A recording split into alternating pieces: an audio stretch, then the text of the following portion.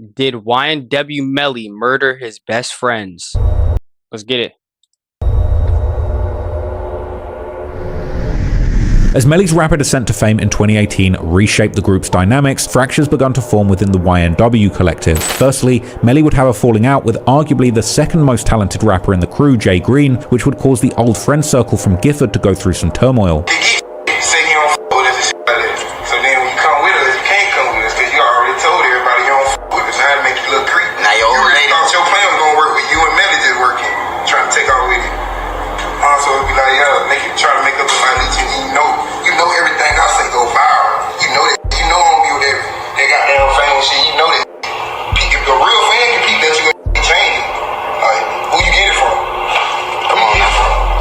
Jay Green later commented on the falling out in interviews such as Say Cheese, giving an answer that was both vague yet intriguing, saying that he chose to fall back because pride and egos were starting to cause problems, and that people didn't understand their position within the crew, while also adding that jealousy was becoming an issue without ever clarifying exactly who was jealous of who. Oh yeah, what was it falling out over?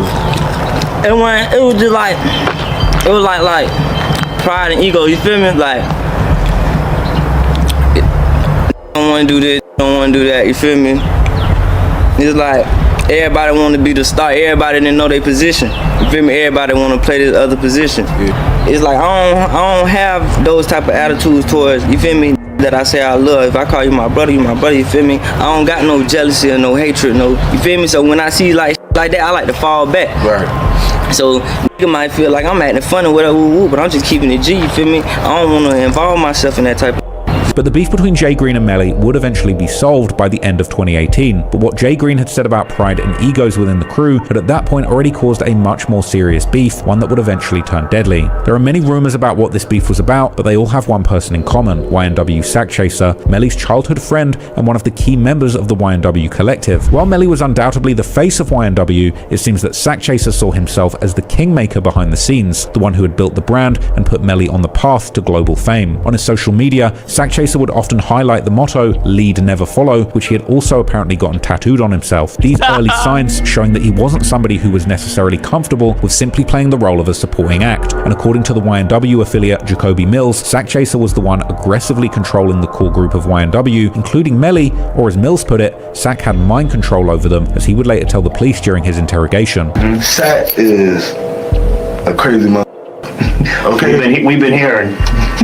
Sack is a crazy mother. He is.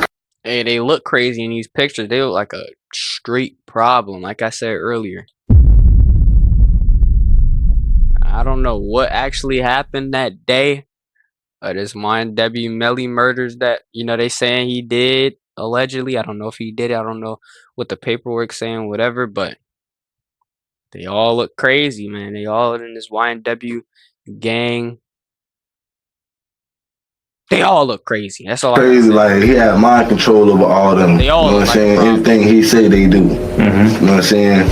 So he had mind control of them. However, as Melly's rise to fame began to accelerate, it appeared that things were slowly slipping out of Sackchaser's control, as his desire to be seen as the group's leader and the reality of that leadership began to erode. This became increasingly apparent in July 2018 when he reposted a series of tweets from Future on his Facebook page, seemingly throwing subtle subliminal shade at Melly by implying that he had given him his style, from ad-libs to song titles to flows, and that he had been too humble for way too long. However, still, during Melly's No Jumper interview, released in August 2018, Melly would proudly show Adam22 that he had both Juvie and Sackchaser's names tattooed on his face, a move that would leave Adam confused at the time, as these kinds of tributes are usually reserved for people who are already dead. So what you got tattooed on your face? Tell me about it a little bit. What? On my face? Yeah. You got the heart on this side. All right. What's that say above your eyebrow on that side? Which side? Oh, either one. What's it? No, I got Sackchaser right here. That's my brother. That's my twin. Okay. I got Juvie. Juvie? Yeah, that's my brother. Just a lot of your friends who passed? Yeah. No, them right there. Oh, okay. Oh, shit. He said, there's your brother that passed. Nah, that is crazy, though. Getting a tat of them, they still alive. Nah, and that laugh looked a little awkward, too. Nah, he got a little thrown off from that, too. My bad. I wouldn't get none of my friends tattooed on my face until they died. Yeah, I'm not a good friend like you are, apparently. for that. Dang, that was Now, harsh. some conspiracy-minded fans have That's even messed theorized that this was yet another example of Melly being not a real messed up, but it sociopath is who had his planned the face, murders of his two best friends long in advance and got them tatted ahead of the killings. But while this conspiracy might be taking it a bit far, what is clear is that even if it wasn't pre-planned, the trio clearly had a very deep bond to get each other's names tatted. But unfortunately, when money and fame stepped into the picture, it seemed that this deep bond turned into an even deeper resentment. According to Melly, in his track Versatile released June 15th, 2018, there was already a war brewing over the copyright to the YNW name, as the song was released the very same month as Melly's own mother formally trademarked YNW. However, as depositions later revealed, a man named Cortez Ash, aka Rashad Ash, had already filed for a YNW LLC back in March 2018. And to make matters more complex, Ash had allegedly been in a relationship with Melly's mother. He was also the owner of a brand called Cash Motivated. And during his 2018 interview on No Jumper, Melly could even be seen sporting a Cash Motivated chain, a topic he clearly avoided discussing. What's cash motivated, like it says on your chain? I ain't trying to tell. What, is some old that you're not necessarily a part of anymore? I don't want to even talk about that. Now them chains glistening though. Ash had gotten involved with YNW early, but as Melly ultimately got together with 100K Track as his manager, it seems the relationship with Ash ultimately went sour, leading to a trademark dispute. This shows just how much was taking place behind the scenes, as different people were trying to jump on the money train that they saw the YNW brand becoming due to Melly's sudden success. And according to some sources, there were also clashes over the YNW brand's ownership that may have incidentally signed Juvie and Sackchaser's death warrants. One of the people making these claims was Juvie's father, who later told publicly how there was an alleged $500,000 marketing and licensing deal on the table, which was set to give Melly and Sackchaser $200,000 each, while Juvie would get $100K. I think the story about the $200,000 with Anthony was a true story because it's not reported, but Chris told me the same story, and also with the $500,000 play, and Melly was going to get $200,000, Sack was going to get $200,000, Chris was going to get $100,000, and as I'm hearing it from Chris, they was going to sell the YNW brand. Not a record deal or nothing like that. It was like for the brand itself. And by them being founding members, they was going to get a piece of the pie. They were going to sell the YNW name for licensing or to sell products? Or what do you mean they were going to sell the name? For marketing, licensing, stuff like that. I think they want to go up on the big umbrella just to push them, I think. Push the brand more global. That's what I'm thinking. In addition, the YNW affiliate Jacoby Mills later alleged to police that Sackchaser expected a separate $200,000 payment directly from Melly's label advance. Sack texted his mama and said, I'm not going to see that money. At the end of the day, Sack, you weren't supposed to be getting no $200K. Yeah. Melly had $400K coming in, Sack kept saying he getting $200K. How you getting $200K? Your music don't even add up to what Melly. Your views is not the way Melly shit had to get no $200K. So basically saying you was finna rob Melly. According to Jacoby, Sackchaser was dead set on securing that $200K. What's coming from? The little album. Can I show you an insane? Nah, that's crazy. Was he finna rob Melly, and maybe that's why Melly got him out of here? Well, I think they saying Melly killed Sack, right? I think Sack is the one that passed. I'm not sure. Let's just watch. He signed for the year. Signed for it. I'm not sure if it was Sack or Juvie. It broke down too. One of them did though. By the end of the year, if he'd got it all up front, I think he would have $1 million, $2 million or something. You feel me? Like, if he didn't get all that up front. Then when Sack kept saying he getting that $200K, Melly $400K never came. That kept getting pushed back. Sack kept saying we all gonna eat, bro. We're gonna be straight.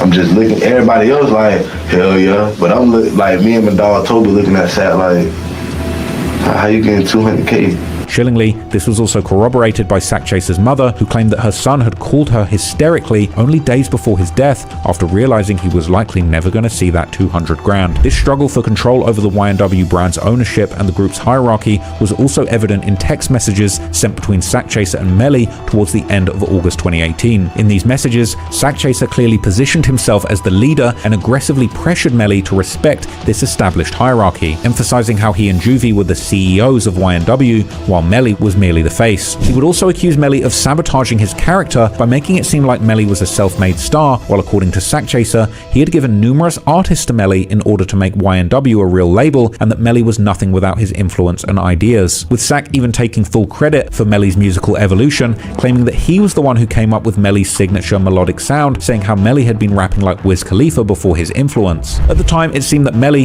who confusingly texted under the username Young Sackchaser Howard, still had a lot of love for Sackchaser, or at least that's how he would make it seem, confirming Sackchaser and Juvie's role as CEOs while thanking Sackchaser for getting him artists. Melly also claimed he was simply waiting for money to arrive so that he could get everybody right, while hinting at crazy plans that the group wouldn't understand until the funds were secured. But interestingly, Melly wasn't the only one that Sackchaser was beefing with, as there were also numerous pieces of evidence showing that he was clashing heavily with Melly's mother, Jamie. Most famously, after the murders of Sackchaser and Juvie, old social media posts would begin to circulate showing Jamie dissing Sackchaser, one of these being an apparent Instagram story where Jamie had taken a screenshot of Sackchaser's post on Facebook, where he would once again publicly throw shade at Melly and imply that he was the true mastermind behind the operation, while also throwing shade at Jamie, saying how he was going to turn her lil son to a king, to which Jamie would respond by calling Sackchaser really dumb, while saying that Sack was actually broke and got everything he had from Melly, before adding that if Sackchaser would ever try anything again, she was going to let that Draco go and shoot him. This post implying that the two had already clashed badly in real life. Another piece of evidence was a video clip of Jamie again talking about Sack and their beef, going on a rant about how Sackchaser was a fake gangster and that Melly was actually successful because of his mother, not because of Sack, before ending by implying that there had indeed been an incident where Sackchaser had threatened her with a gun, but she wasn't bothered because she was a real gangster and had bigger guns.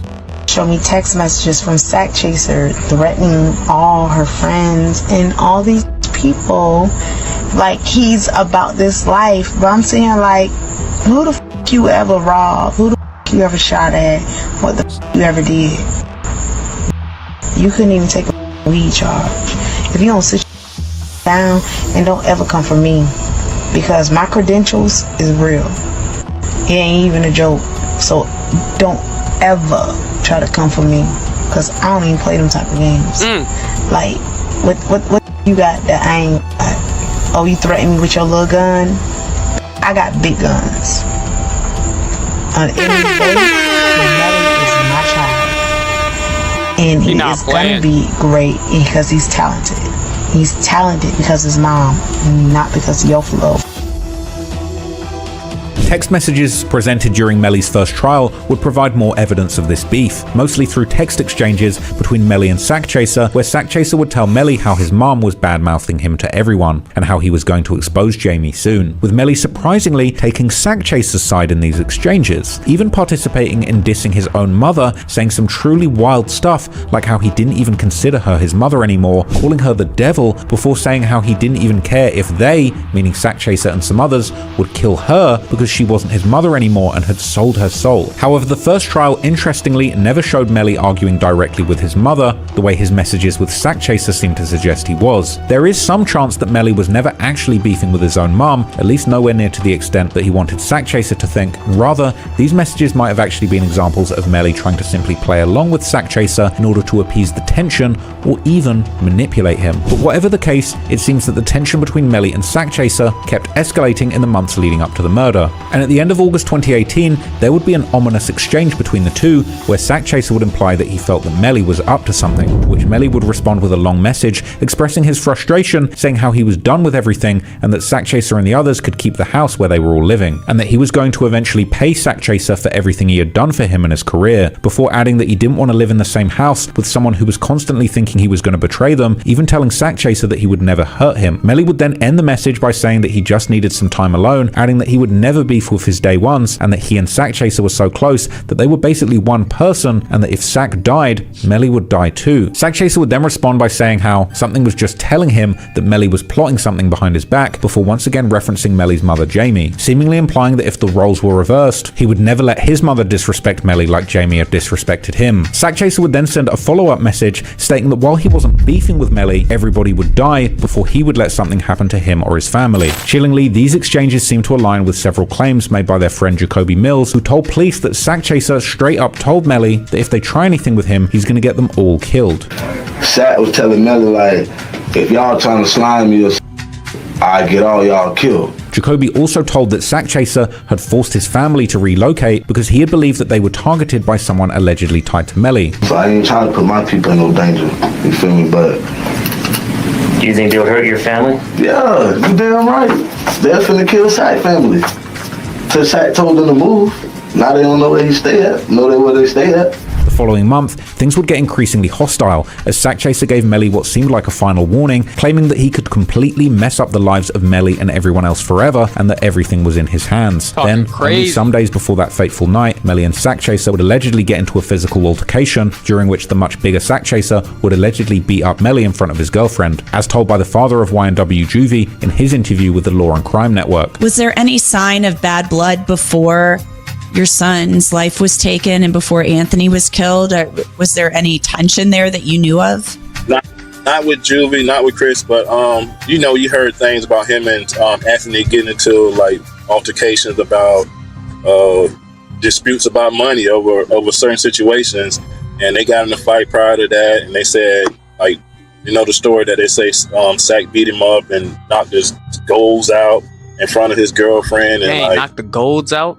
2 days later, I think that's when the incident happened. Moreover, during an interview between the mother of Melly's ex-girlfriend, she would claim that Sackchaser had sent intimate pictures of himself to the girlfriend, while the girlfriend herself would reveal to the police that she had literally stopped hanging out with Melly and his friends because the tension between Melly and Sackchaser was becoming too intense. There were also other, even more disturbing allegations about Sackchaser, the most explosive one being that he was actually Melly. Word is that YNW Melly was being by YNW Sackchaser for a long time.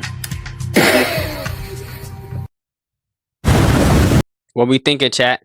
What we thinking? Hey, I'm trying not to say too much, but hey, it's getting crazy. It seemed like they did have tension before he passed, though. Maybe that could have been a motive. I don't know. What we thinking, though, chat? What y'all thinking? That's what I think. I think it could have been a little bit of motive. There's a chance that if you know, you know. For a long chance. time. Not YNW Juvie. Not him. During his interrogation, Jacoby Mills described a FaceTime call that led him to believe that Sackchaser may have actually been Melly. What motive would Melly have to kill his two friends? Two? Oh, two people passed that night? Oh. I don't know, bro. I ain't gonna lie, bro. I'm gonna tell y'all straight up. Man, Melly was on FaceTime. Melly like, y'all don't know, bro. Y'all don't know what Sack was doing to me. Y'all don't know, bro. Y'all don't know what Sack was doing to me, bro. Like, saying it like Sack was.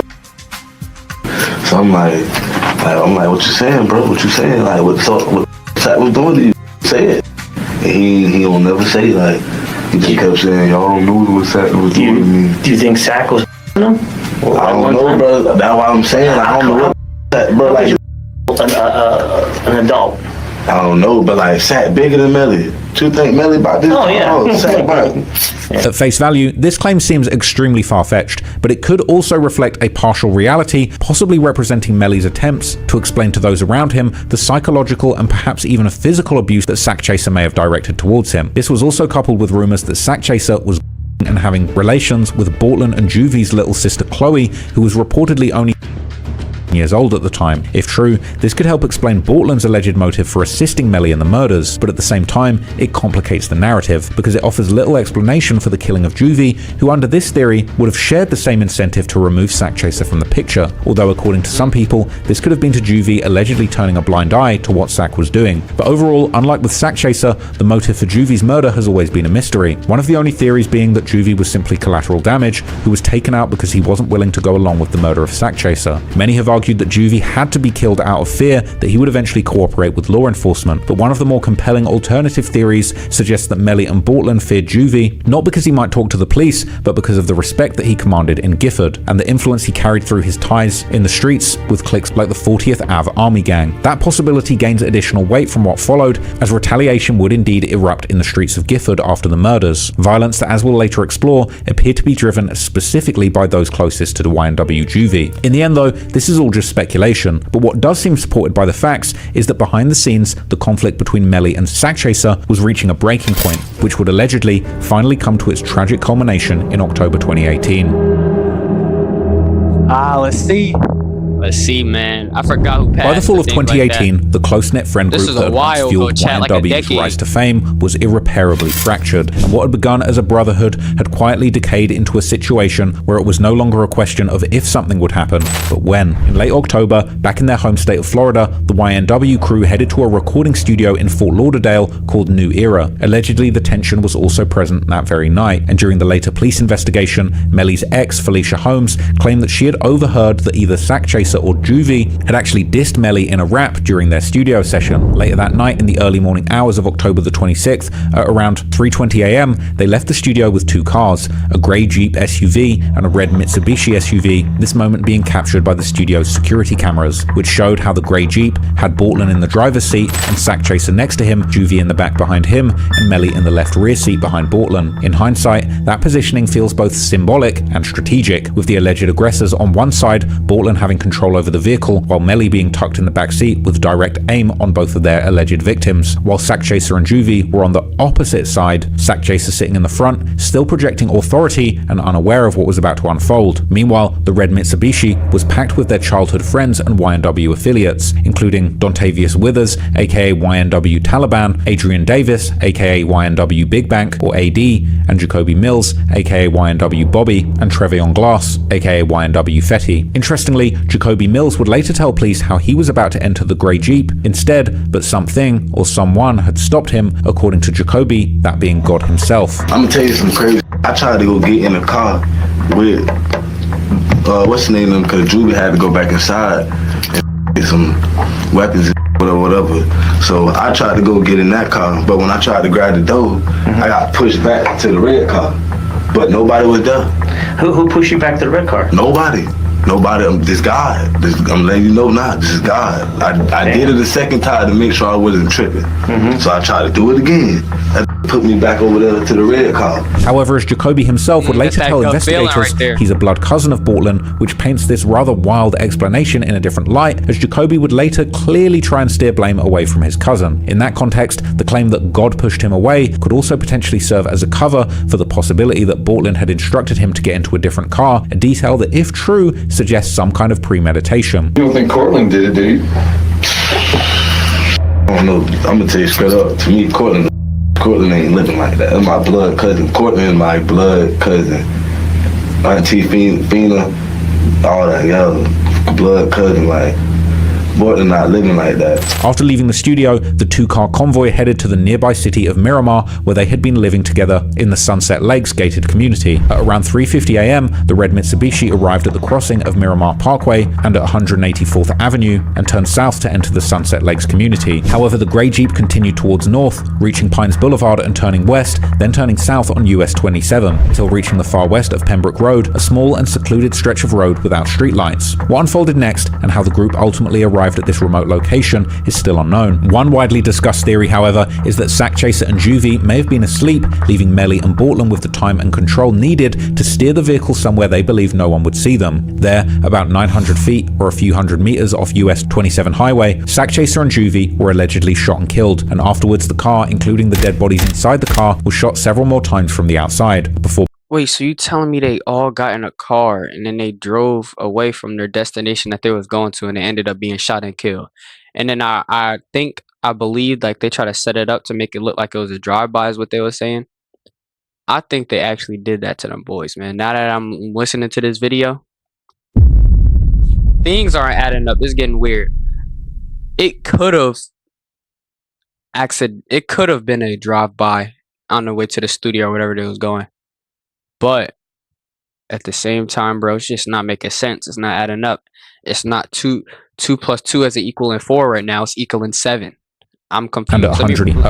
Let me rewind real quick. 3:50 a.m., the red Mitsubishi arrived at the crossing of Miramar Parkway and at 184th Avenue and turned south to enter the Sunset Lakes community. However, the grey Jeep continued towards north, reaching Pines Boulevard and turning west, then turning south on US 27, until reaching the far west of Pembroke Road, a small and secluded stretch of road without streetlights. What unfolded next, and how the group ultimately arrived at this remote location, is still unknown. One widely discussed theory, however, is that Sackchaser and Juvie may have been asleep, leaving Melly and Bortlen with the time and control needed to steer the vehicle somewhere they believed no one would see them. There, about 900 feet or a few hundred meters off US 27 highway, Sackchaser and Juvie were allegedly shot and killed, and afterwards the car, including the dead bodies inside the car, was shot several more times from the outside, before Bortlen and Melly drove with the dead bodies back towards where they came from, until Melly would allegedly exit the vehicle and make one of his greatest mistakes, placing a FaceTime call to his at the time girlfriend Mariah Hamilton, who was in the presence of her mother Felicia Holmes. During that call, Melly would allegedly tell how he had been the victim of a drive-by shooting and how Sackchaser and Juvie were dead. Afterwards, Melly would contact his friend,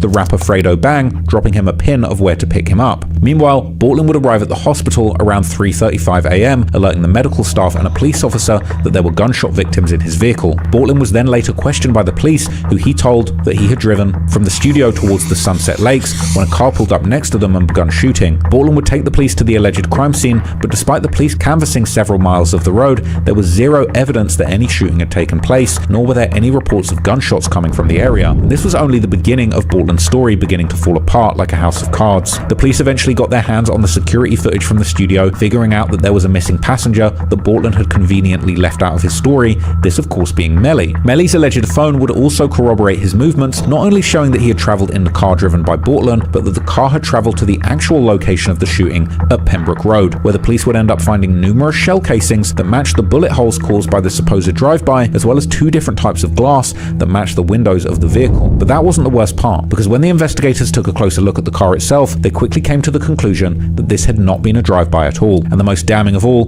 police would find a single shell casing inside the vehicle, something that would be only possible if the shots had been fired from inside the car. Even worse for Melly, that casing was found on the left rear passenger side, the exact seat that he had been occupying according to the studio's security camera footage, and the same position from which the fatal shots were fired according to forensic evidence. Wow. And these pieces of evidence were just the tip of the iceberg, as there were also numerous pretty damning pieces of digital evidence, like Melly allegedly telling how he did that to another rapper only hours after the murders, or how he told his girlfriend how Bortlen was coming everywhere with him because if the cops came to get him, it would be his fault. It's not exactly clear how much Melly was aware of the investigation going on behind the scenes, but publicly he would continue his life as if almost nothing had happened, enjoying every moment of the fame that only grew stronger as a result of the media attention following that tragic night. Right after the murders, he would pay his respects to his dead friends with numerous tribute posts. But interestingly, already the very same day that Juvie and Sackchaser passed away, Melly would also be back in grind mode, shooting a music video with another Florida rapper, Burger, titled Nightmares at the Bottom, which would eventually be released about a month after the double murder. In December, Melly would also put out a short documentary about his life on YouTube, which would highlight a major problem that he had allegedly created for himself due to his actions on the night of the murders. This being the two separate realities that Melly was trying to establish, one being the version that Bortlen had told the police, where Melly had never even been in the car when the murders happened, while the second being the one that he started with the FaceTime call to his girlfriend on the night of the murders, and which he was likely telling all his friends, where he had actually been there and survived an attempt on his life. This version of the story being on full display in the documentary, which would end with an eerie statement saying how 4 days after the completion of this film, YNW Melly and his friends were the targets of a drive-by shooting in Miami, Florida, and YNW Juvie and Sackchaser were killed. The problem with these two narratives would eventually become one of the key issues in the courtroom, but in the meantime, Melly's career trajectory would completely explode coming into 2019 as he released his second mixtape, We All Shine, a rather obvious nod to his alleged gang, G-Shine, reinforcing the impression that he was moving forward without hesitation, seemingly unconcerned by any possible scrutiny building behind the scenes.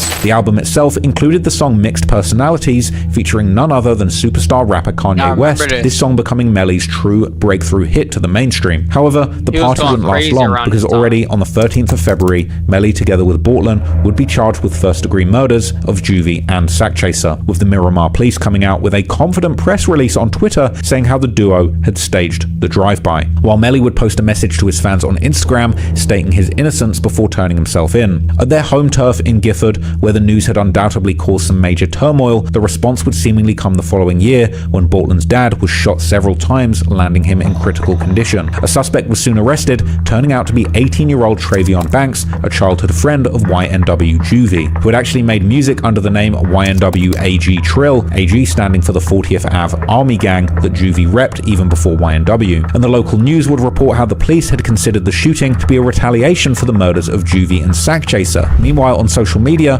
Juvie's other childhood friend, YNW Doo-Wop, would soon make an ominous statement that if Melly was out, he would have been next on the chopping block. But while street justice came relatively quickly, as we know now, the arrest of Melly and Bortlen would start one of the most infamous legal cases in rap history, and one that's still ongoing 7 years later, and one where despite all the evidence we've explored, the odds of Melly avoiding a conviction remain disturbingly high.